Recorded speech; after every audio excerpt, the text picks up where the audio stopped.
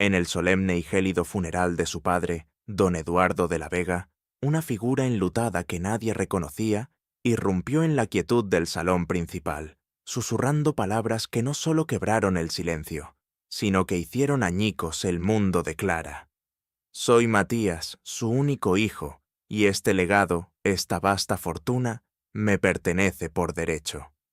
La declaración, entregada con una escalofriante calma que contrastaba con el estruendo interior de Clara, prometía una tempestad de traición que ella, en su más profunda inocencia y dolor, jamás habría podido vislumbrar. Hola, mi querido amigo, preparado para una historia que te hará sentir el nudo en la garganta y luego te elevará el espíritu con una dulce y profunda satisfacción. Porque lo que estás a punto de escuchar es el relato de Clara, una mujer cuya identidad y dolor fueron pisoteados bajo el tacón de la arrogancia y la mezquindad, pero cuyo espíritu, lejos de romperse, se forjó en el fuego de la adversidad hasta convertirse en la inquebrantable arquitecta de su propio destino y del legado de su familia. Clara era, para la mayoría de los asistentes al funeral de su padre, una figura menuda y casi invisible, una sombra silenciosa que se movía por los opulentos salones de la mansión de la Vega con una eficiencia discreta, casi temerosa de ocupar demasiado espacio en un mundo que siempre le había sido ajeno. Su vestido negro, aunque pulcro y sin una sola arruga, carecía del lustre de las sedas y los brocados que adornaban a las demás mujeres de la familia, un testimonio mudo de su posición relegada. Sus manos, a pesar de su juventud, ya mostraban las marcas del cuidado constante, la piel algo áspera por el jabón y el agua fría que usaba para sus propias tareas domésticas en su pequeño apartamento anexo, las uñas cortas y limpias, revelando años de una vida sencilla, de una profunda necesidad de que cada prenda durara y cada gesto contara. Sus ojos, enrojecidos por las lágrimas contenidas y el insomnio, observaban el tumulto con una quietud desesperada. Las miradas que recibía de doña Renata de la Vega, la hermana menor de su padre y su tía, eran cuchillos helados que le atravesaban el alma con cada encuentro. Eran miradas de desdén, de condescendencia, de un juicio silencioso que proclamaba su inferioridad en cada poro, en cada rictus de su boca apretada. Su padre, don Ricardo, un hombre de rostro adusto y mirada glacial, siempre lo miraba por encima de sus lentes de montura fina, con una expresión de decepción que lo taladraba hasta el alma. Su hermano mayor, Eduardo, el heredero perfecto, el prodigio de las finanzas, no perdía oportunidad de denostarlo. Gabriel, aún con esas invenciones tuyas. Marina, la segunda esposa de su padre y su madrastra, aunque más disimulada que Renata, proyectaba una frialdad gélida. Siempre la había tratado como una molestia, una reliquia incómoda del pasado de don Eduardo. Sus comentarios eran breves, secos, siempre con un tono de fastidio subyacente. Clara, ¿no crees que deberías estar atendiendo a los invitados en lugar de estar por aquí? O, Clara, tu padre siempre fue tan excéntrico. Nunca comprendí por qué mantenía esa estructura paralela de familia. Cada palabra era un alfiler que se clavaba en su ya magullada autoestima, un recordatorio constante de que su existencia era una anomalía en el perfecto universo de los de la Vega. Una tarde, durante el velorio, mientras Clara permanecía discretamente en un rincón, intentando asimilar el dolor de la pérdida, doña Renata se acercó, su voz destilando azúcar y veneno. «Clara, querida, ¿no te sientes un poco fuera de lugar aquí? La verdadera familia está en el frente, recibiendo las condolencias. Tú siempre fuiste más de las sombras, ¿verdad?» Clara sintió cómo la sangre se le helaba en las venas. Su corazón dio un vuelco doloroso y un nudo apretado se formó en su garganta, impidiéndole responder. Bajó la mirada, fingiendo concentrarse en un pequeño desperfecto en el dobladillo de su propio vestido.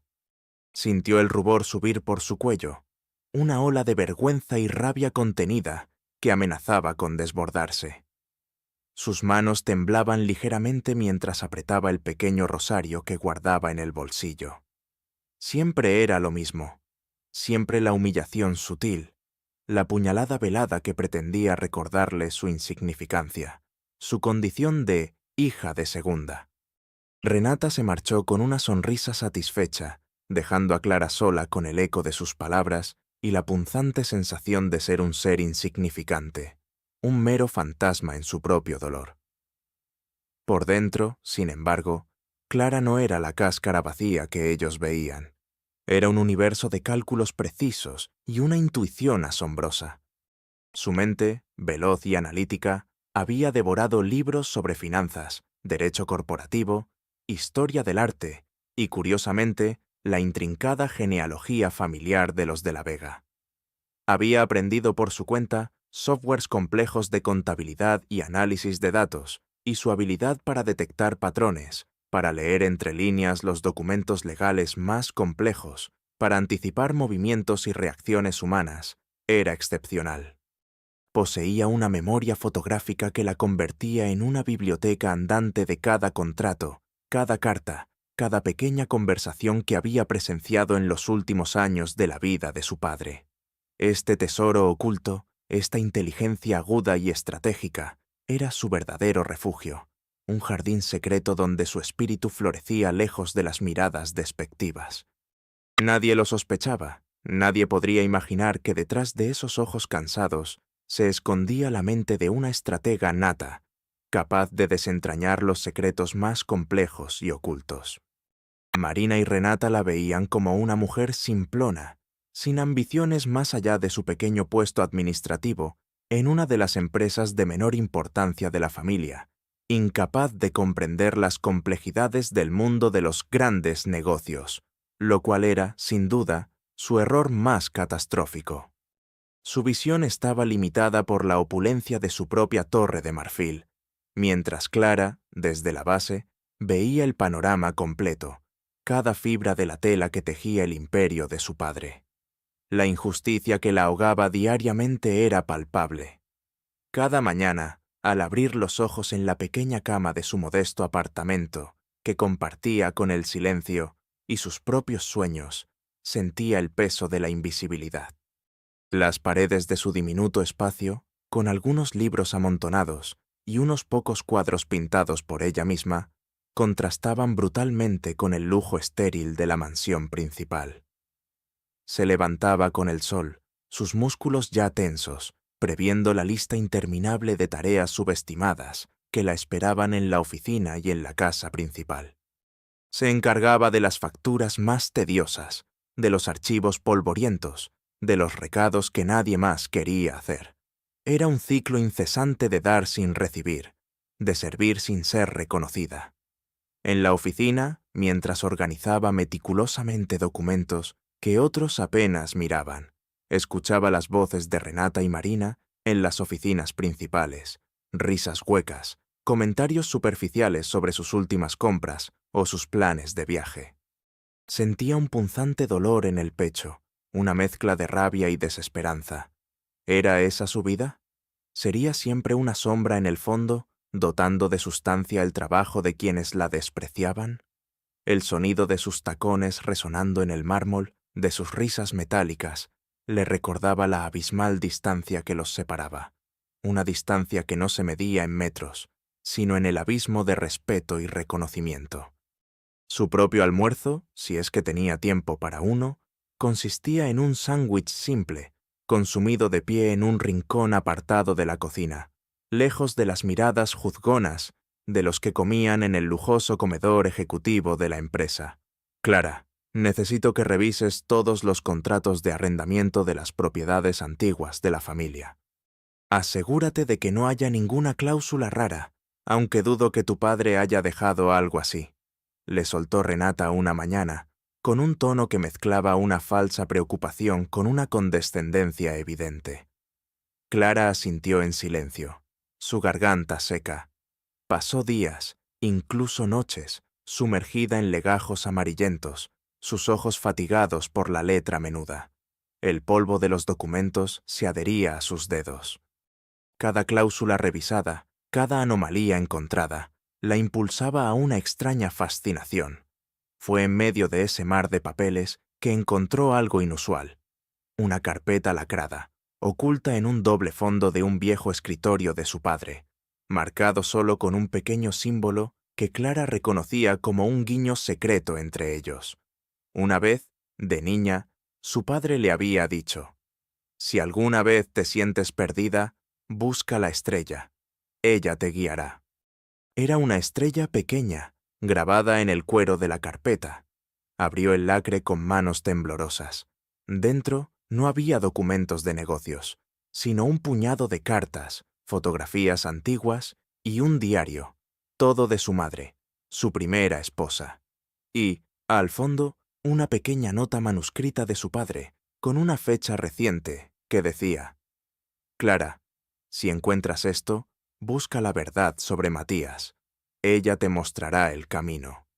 La revelación la golpeó con la fuerza de un rayo. Matías. No era un extraño para su padre, al menos no del todo. La mención de su nombre en esa nota secreta, fechada apenas unas semanas antes de su muerte, transformó el dolor de Clara en una chispa de fría determinación. Las lágrimas brotaron de sus ojos, calientes y amargas, pero esta vez no la inmovilizaron. En cambio, le lavaron los ojos, agudizando su visión, dándole una claridad aterradora. La incredulidad se mezcló con una punzada de esperanza tan intensa que casi la asustó. ¿Había su padre sospechado algo? ¿Le había dejado una pista, un hilo de Ariadna para desentrañar la verdad? ¿Y si Matías no era quien decía ser? La sola idea de que su padre, un hombre tan metódico, hubiera ocultado semejante secreto y, a la vez, dejado una pista para ella, era abrumadora.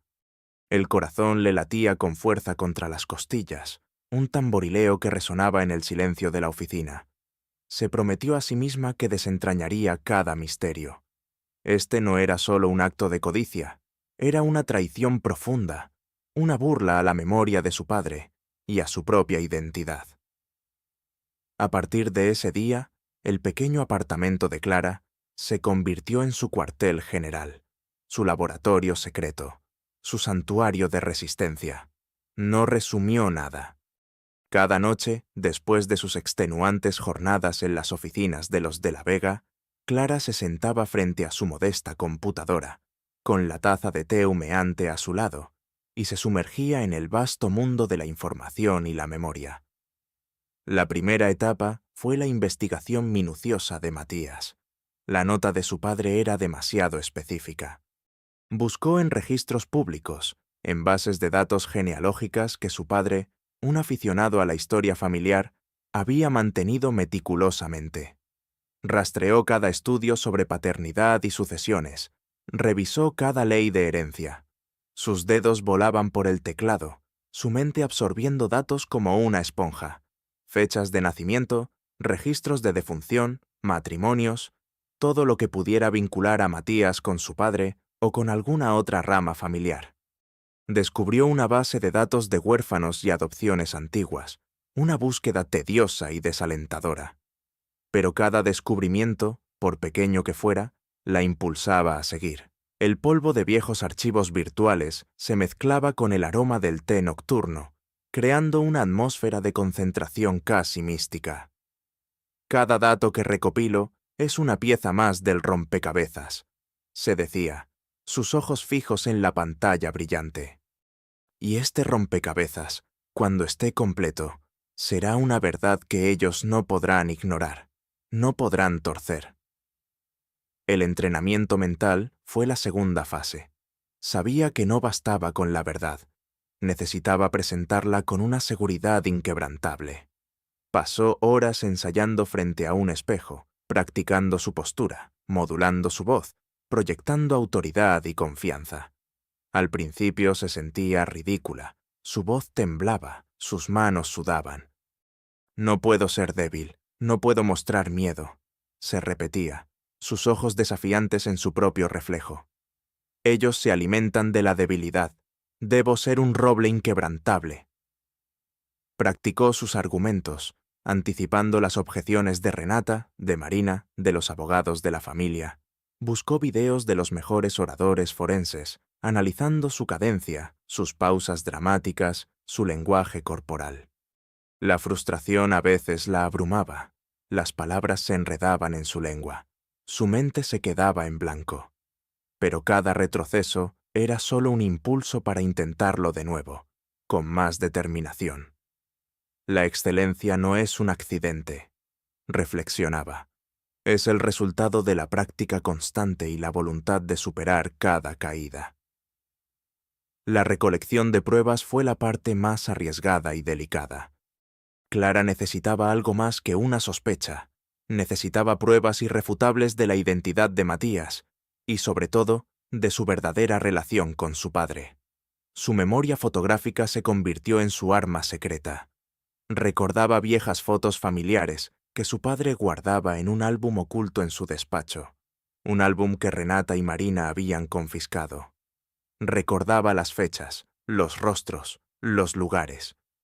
Reconstruyó conversaciones fragmentadas de su padre con él, momentos en los que él parecía triste o melancólico, susurrando el nombre de Matías con una pena que ella nunca había comprendido. Ahora, esas piezas sueltas comenzaron a encajar. Descubrió en los archivos financieros de su padre, ocultos bajo nombres clave, pequeños pagos mensuales a una fundación de apoyo a la infancia, que coincidían con el nacimiento de Matías, según los pocos datos que había podido recabar de él. Eran pagos discretos, casi invisibles, que habían pasado desapercibidos incluso para los contadores de la familia. Cada vez que Renata o Marina se deshacían de documentos en la basura, lo cual Clara discretamente revisaba como parte de su rutina de limpieza de archivos, ella los examinaba con la minuciosidad de un detective. Encontró notas de su padre a un antiguo socio, mencionando un error del pasado y su responsabilidad secreta. Con el corazón en la garganta, escaneó cada documento, cada carta, cada fotografía que pudiera conectar a Matías con un tercero que no fuera su padre biológico, o que pudiera revelar el verdadero origen de Matías. La persistencia era su única aliada. No es solo una herencia lo que está en juego, pensaba, sus dedos temblorosos al escanear un documento crucial. Es la verdad, la integridad de la memoria de mi padre, y mi propio derecho a la identidad. Los obstáculos no tardaron en aparecer, como arañas que tejen su tela en la oscuridad. Una noche, mientras intentaba acceder a la antigua computadora de su padre, la luz de su cubículo parpadeó y se apagó de repente. Renata, que solía hacer rondas de supervisión a altas horas, pasó por el pasillo. Clara se quedó inmóvil, conteniendo la respiración, el corazón latiéndole a 1000 por hora. Renata no la vio en la oscuridad. El incidente la dejó helada. Estuve a punto, susurró para sí misma, su cuerpo temblando. Otro revés fue cuando intentó obtener una copia de la partida de nacimiento de Matías de los registros públicos. La empleada le dijo que la información había sido restringida por orden judicial, insinuando que los de la Vega ya habían movido sus hilos. Clara sintió una oleada de desesperación. ¿Estaban ya sobre ella? ¿Sabían lo que estaba tramando? Sus monólogos internos se volvieron aún más intensos. No puedo flaquear. Cada puerta que se cierra me obliga a buscar una ventana. Debo ser más astuta, más silenciosa, más imparable. La frustración era palpable. El agotamiento físico se sumaba a la tensión mental. Pero la imagen de su padre, su nota secreta, la impulsaban a seguir, una chispa inagotable de esperanza en la oscuridad. La justicia por su padre y por sí misma era el combustible que la mantenía en pie, incluso cuando sentía que sus fuerzas la abandonaban. El primer aliado inesperado en este tortuoso camino fue el doctor Alejandro Vargas, el médico de cabecera de su padre durante décadas, un hombre discreto y de una ética intachable. Clara había recordado un encuentro casual con él en la mansión, meses antes, cuando el doctor Vargas le había preguntado sobre la salud de su padre con una mirada extrañamente melancólica, casi cómplice. Clara lo buscó con una mezcla de respeto y nerviosismo. La primera reunión fue en su consulta privada, y el doctor Vargas, un hombre de cabellos canos y ojos penetrantes, la observó con una cautela infinita. Clara, tu padre siempre fue un hombre de muchos secretos y de muchas responsabilidades que no compartía, le dijo con una voz grave pero con un tono curioso.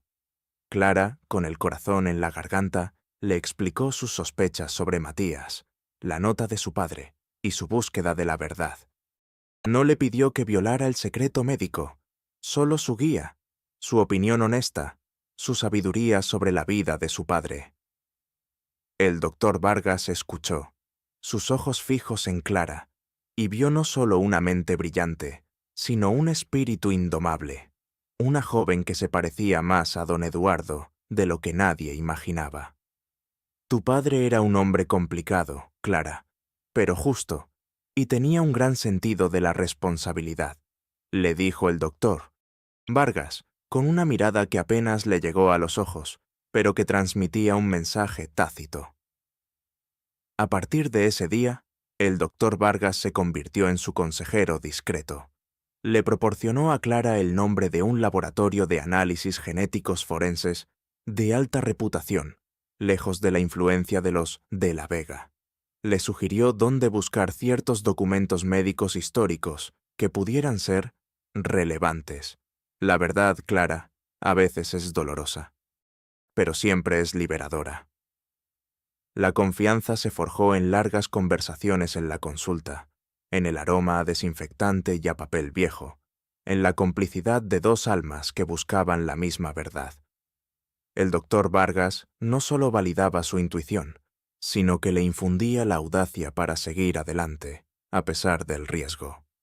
El segundo aliado crucial fue Sofía Ramírez, una brillante y audaz abogada especializada en derecho de familia y sucesiones, conocida por su ética impecable y su capacidad para desentrañar los casos más complejos y políticamente cargados.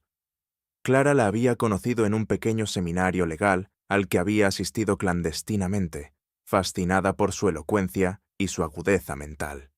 Sofía tenía una reputación de no amedrentarse ante el poder. Cuando Clara, después de una semana de vacilaciones, se decidió a contactarla y le expuso su caso, la abogada la escuchó con una concentración intensa.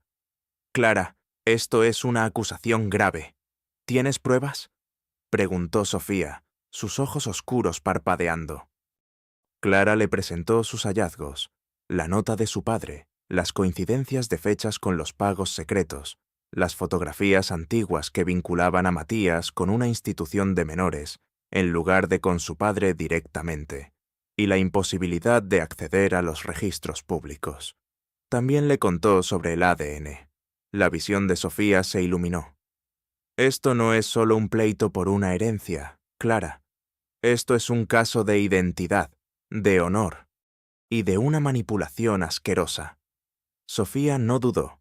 Ofreció a Clara su experiencia, sus contactos, su equipo legal para ayudarla a preparar el caso y a obtener las pruebas de ADN necesarias. Le proporcionó un plan de acción legal meticuloso, anticipando cada movimiento de Renata y Marina. Su confianza mutua se construyó sobre la base de una visión compartida de la justicia y el deseo de desafiar el statu quo.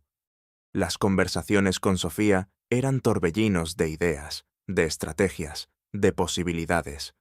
Juntas, le dijo Sofía una noche, mientras revisaban los últimos detalles para la recolección de muestras, no solo reclamaremos tu lugar, sino que expondremos la verdad que tu padre quiso que saliera a la luz. Mientras Clara y sus aliados tejían una red de pruebas y estrategias, Renata y Marina comenzaban a sentir una extraña inquietud. El abogado de la familia les había informado de la solicitud de Clara de un testamento codicilo oculto de su padre, así como de un permiso judicial para acceder a registros privados de Matías. La paranoia crecía. Renata se volvió irritable. Sus reuniones con los abogados se volvieron tensas, exigiendo rapidez. Una tarde, Renata confrontó a Clara directamente en su cubículo, su rostro contorsionado por la ira. «He escuchado que has estado husmeando en asuntos que no te incumben, Clara. ¿Qué estás tramando? Estás intentando deshonrar la memoria de tu padre. Recuerda de dónde vienes y a quién sirves». Su voz era un siseo, sus ojos la taladraban, intentando intimidarla. Clara la miró con calma, su corazón martilleando contra sus costillas, pero su expresión imperturbable. «Solo estoy buscando la verdad, tía Renata, la verdad de mi padre, y la mía propia». Su voz era suave, casi indiferente, una fachada perfecta para la tormenta que se agitaba en su interior. Renata retrocedió, desconcertada por su inusual firmeza y por la mención de la verdad. No esperaba esa respuesta, ni esa serenidad.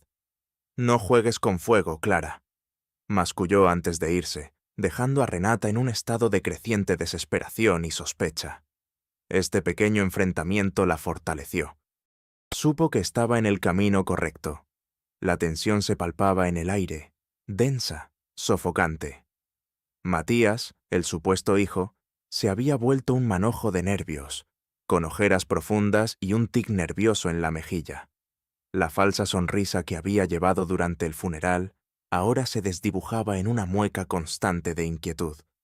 Renata, por su parte, endurecía aún más su mirada, como un depredador acorralado que siente la presencia de una presa astuta y peligrosa. Sus palabras hacia Clara se volvieron más directas, más amenazantes. «Clara, querida», le dijo Renata un día, con una voz que era un cuchillo helado envuelto en terciopelo. «He notado tu particular interés en el pasado de tu padre. Te lo advertiré solo una vez. En esta familia, la lealtad es un valor supremo. Y la deslealtad tiene un precio muy alto. Podemos hacer que desaparezcas sin dejar rastro, ¿entiendes?» Era una amenaza velada, una invitación a la puerta de salida, una clara insinuación de que sabían que algo ocurría, aunque no pudieran identificar qué. Clara la miró con una calma inusual, una paz que la desconcertó. Su corazón se aceleró. Sintió un escalofrío que le recorrió la espalda, pero no dejó que el miedo se reflejara en sus ojos. «Mi lealtad, tía Renata, es con la memoria de mi padre, y con la justicia, y la verdad», respondió con voz serena, una pequeña sonrisa apenas perceptible, llena de una determinación que la hacía ver peligrosa. Renata se quedó sin palabras.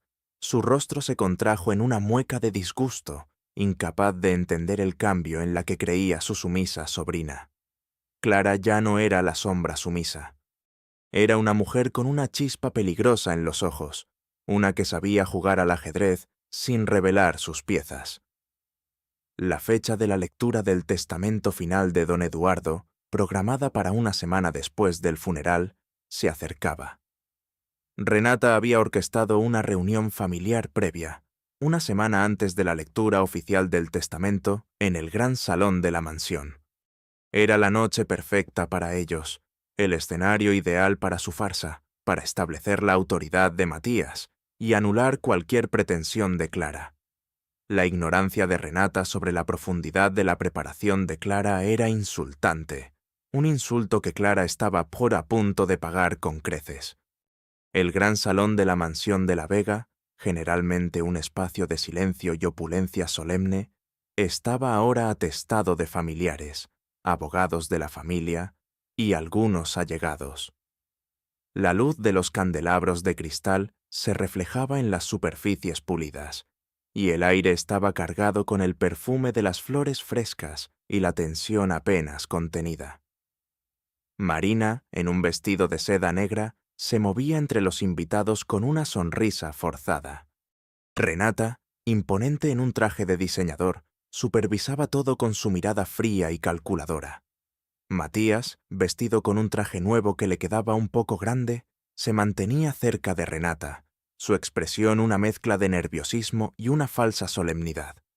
Clara, en un rincón apartado, observaba la escena, su corazón latiendo con una mezcla de ansiedad y una determinación inquebrantable. A su lado, discretamente, Sofía Ramírez, Su abogada le dio un ligero apretón en el brazo, una señal de aliento. El momento de la verdad llegó. El abogado principal de la familia, un hombre con un aire de cansancio llamado Don Horacio, se aclaró la garganta y tomó la palabra. «Estimados miembros de la familia de la Vega, allegados», comenzó, su voz resonando en el salón. «Nos hemos reunido esta noche para una lectura preliminar del testamento de don Eduardo.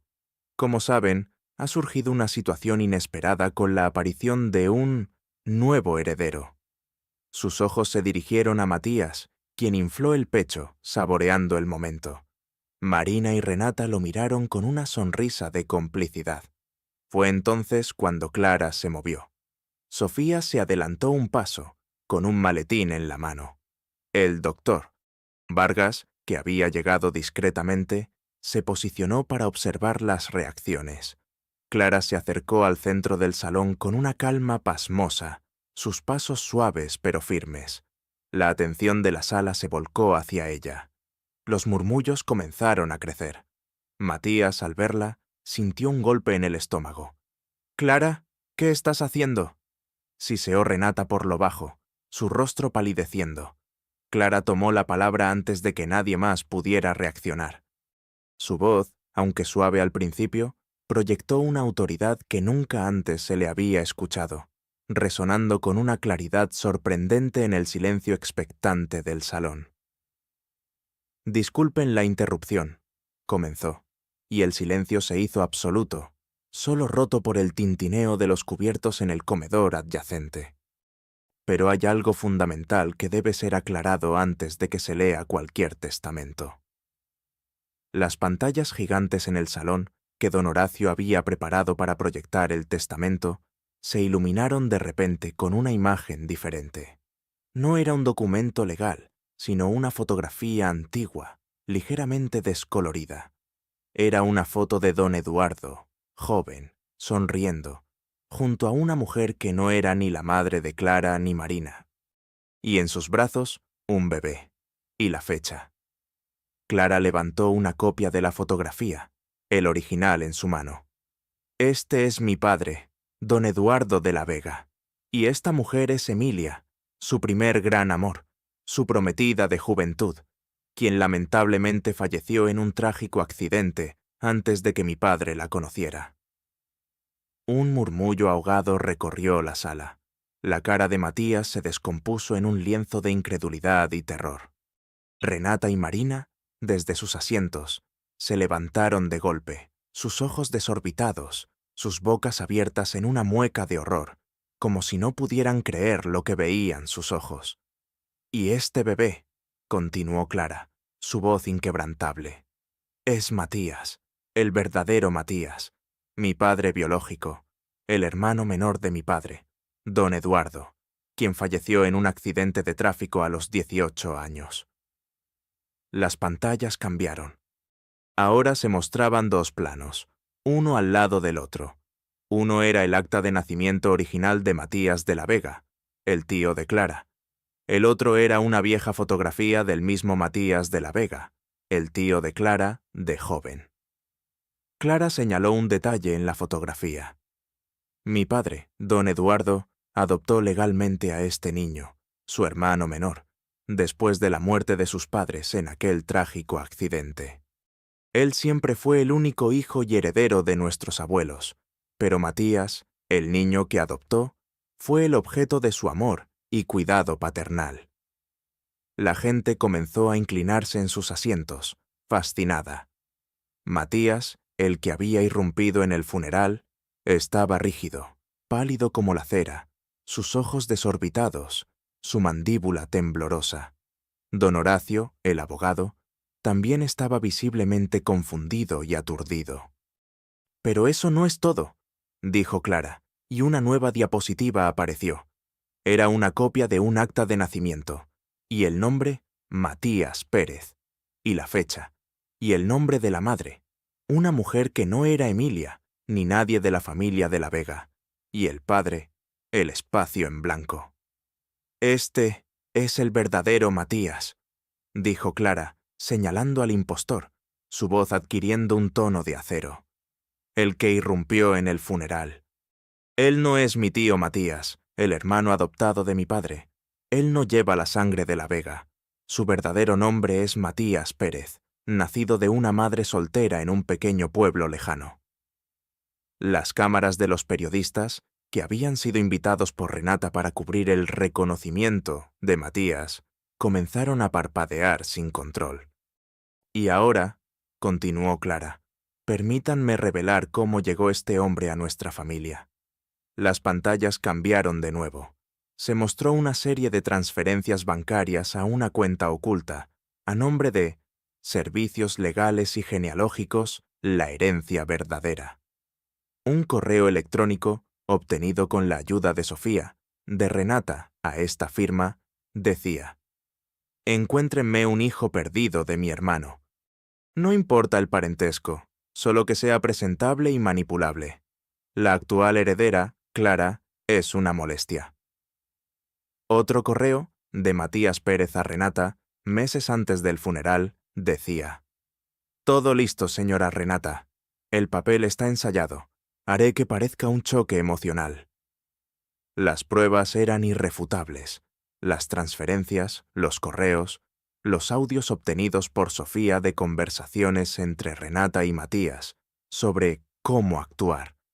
La sala estalló en un caos de exclamaciones, murmullos indignados y susurros de horror. La música de fondo, que sonaba suavemente, se detuvo abruptamente.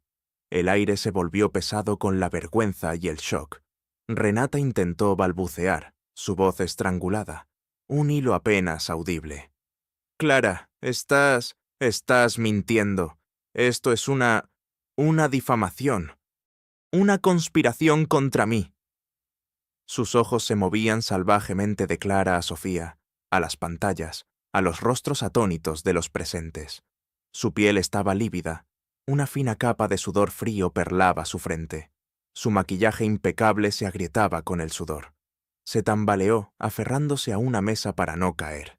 La gente la miraba con asco y desprecio. Matías Pérez, el impostor, estaba pálido como un fantasma, sus ojos de rata buscando una salida. Intentó huir, pero los guardias de seguridad, contratados por Sofía, lo detuvieron en la puerta. Marina, con la cara congestionada de furia y humillación, intentó levantarse y gritar, pero su voz no salió, ahogada por la propia rabia y el shock. Cayó de nuevo en su silla, sus manos temblando incontrolablemente, sus labios formando palabras silenciosas de maldición. El doctor. Vargas, con un rostro sombrío, se acercó a don Horacio, el abogado, y le entregó un pequeño sobre lacrado. «El verdadero testamento de don Eduardo», susurró. «El codicilo final que él me confió, con la prueba de ADN que él mismo solicitó para comprobar su paternidad, con Clara, y que confirma, sin lugar a dudas, que ella es su única hija biológica». El cambio en la dinámica de poder fue instantáneo, brutal.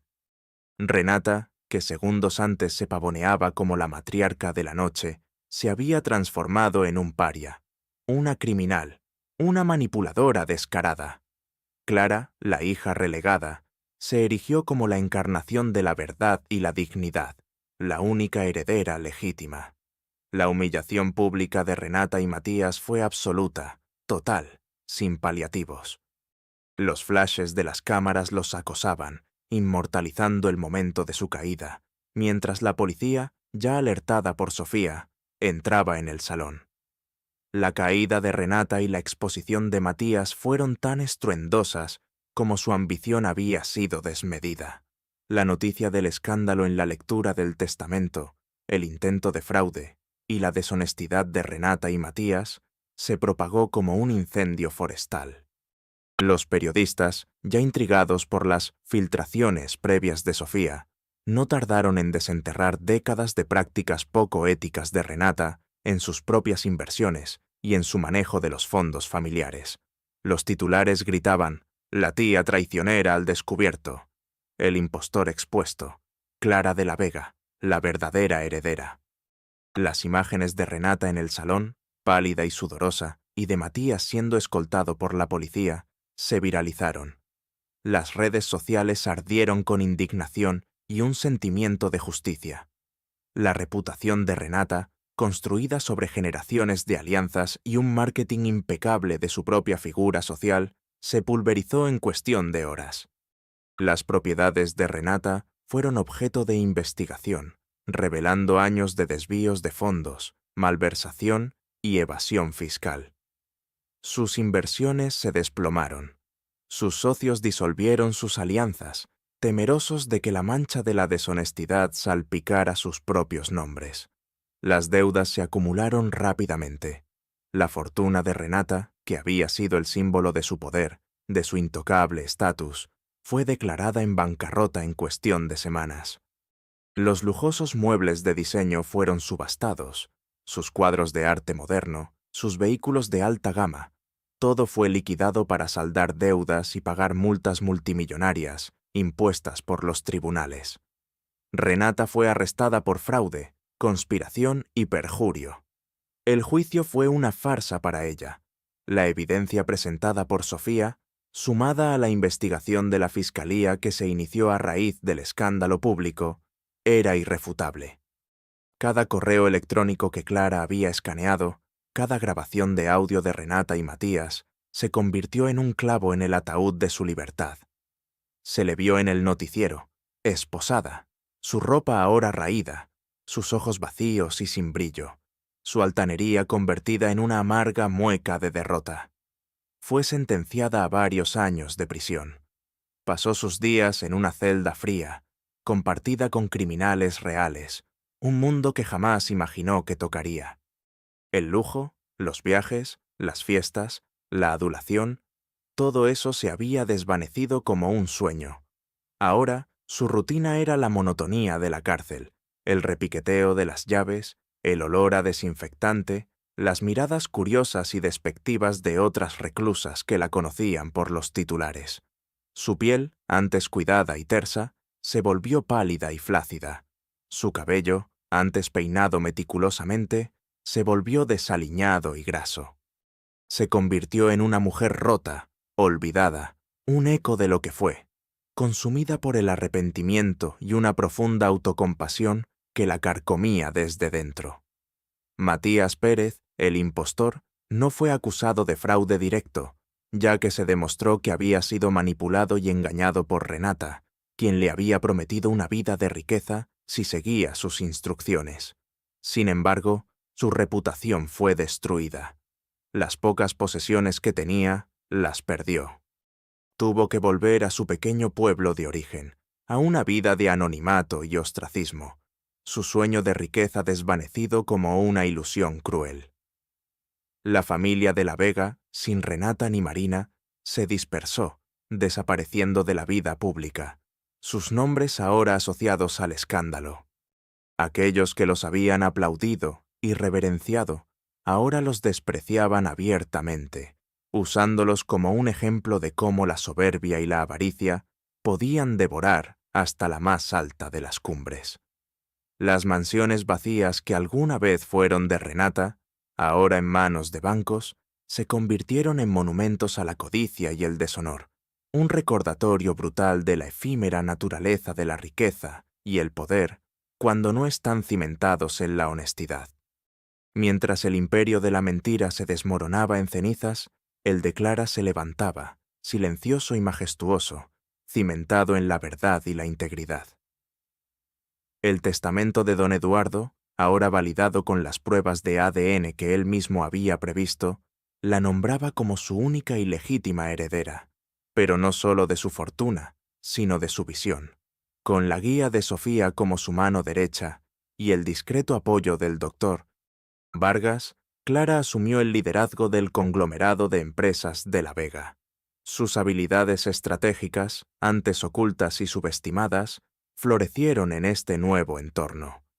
Se convirtió en una líder inspiradora, una voz para la ética empresarial y la filantropía. Y su historia, la historia de la hija relegada que había desafiado a la traición y triunfado, se extendió por todo el país y más allá, ganándole el respeto y la admiración que Renata y Marina habían anhelado durante toda su vida, pero nunca logrado con honestidad. El impacto de su éxito fue inmediato y profundo en su propia vida y en la memoria de su padre.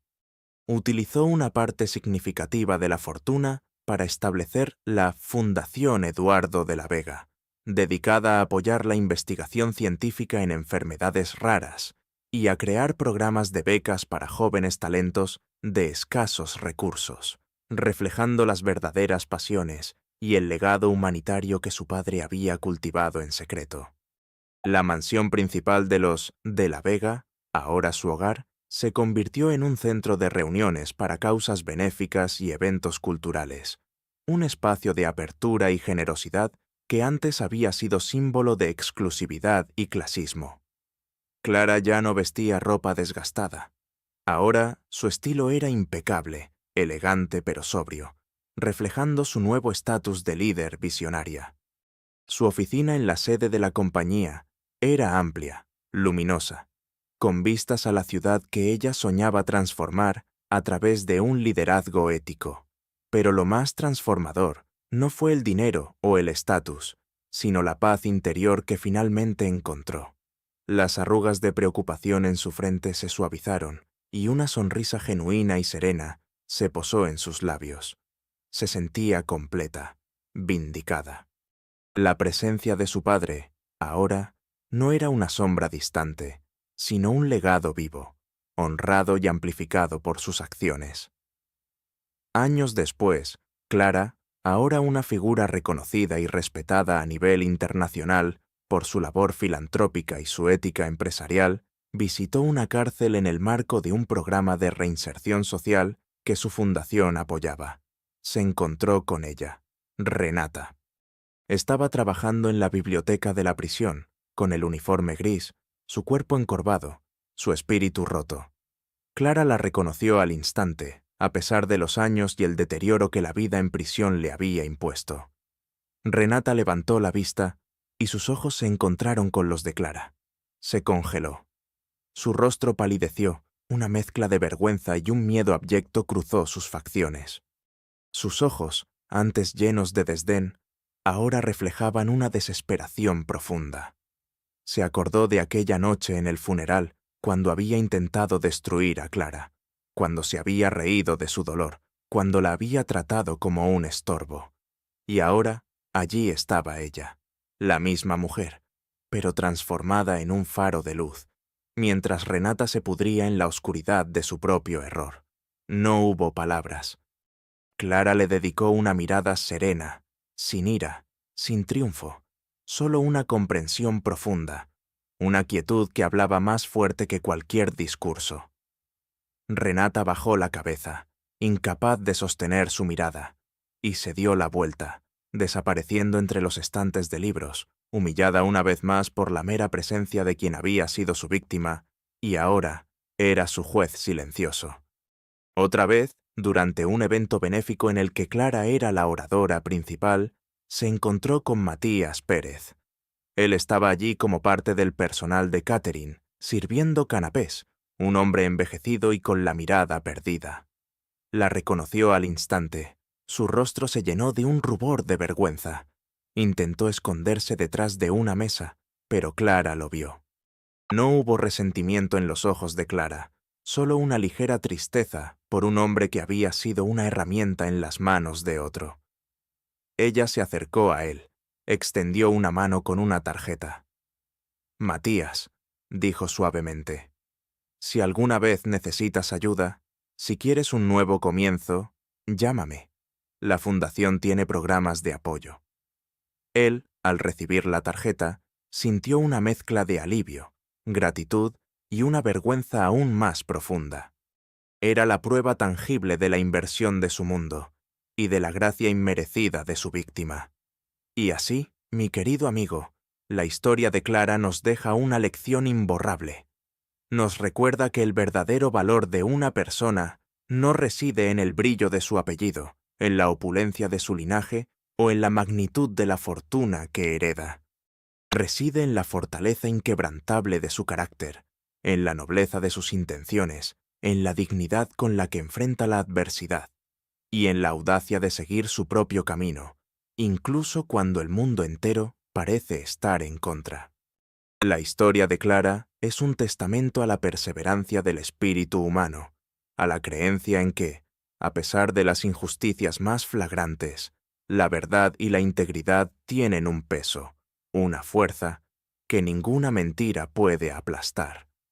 Ella no se convirtió en una mujer poderosa en el sentido tradicional, sino en una mujer inmensamente influyente en el espíritu, una verdadera guardiana de la verdad y el legado, una heroína para aquellos que alguna vez la subestimaron.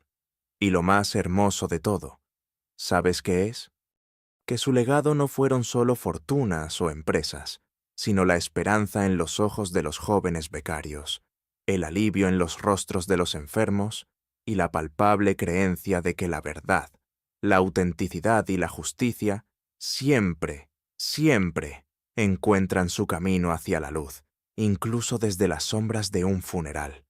Su luz, que una vez fue opacada, ahora brillaba más fuerte que nunca, iluminando el verdadero significado del apellido de la Vega.